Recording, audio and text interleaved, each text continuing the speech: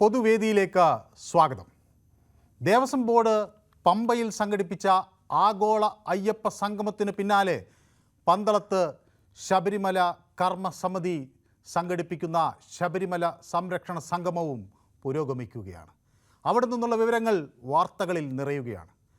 BJP ഉൾപ്പെടെ വിവിധ സംഘ് പരിവാർ സംഘടനകളുടെ പ്രവർത്തകർ അവിടേക്ക് ഒഴുകിയെത്തി. പന്തളത്ത് എത്തിയ ആ വലിയ ജനക്കൂട്ടം എന്തിൻ്റെ സൂചനയാണ്? തന്ത്രി കണ്ഠരര് മോഹനർ 2 പരിപാടികളിലും പങ്കെടുത്തു.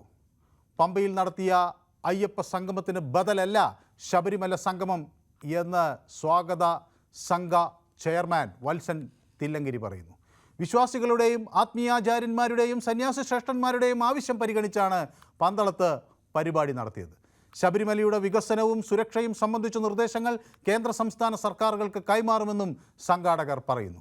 ഈ ഘട്ടത്തിൽ ഒരു ചോദ്യം പൊതുവേദി മുന്നോട്ട് വയ്ക്കുന്നു: വിശ്വാസികളുടെ വിശ്വാസം ആർക്കൊപ്പം?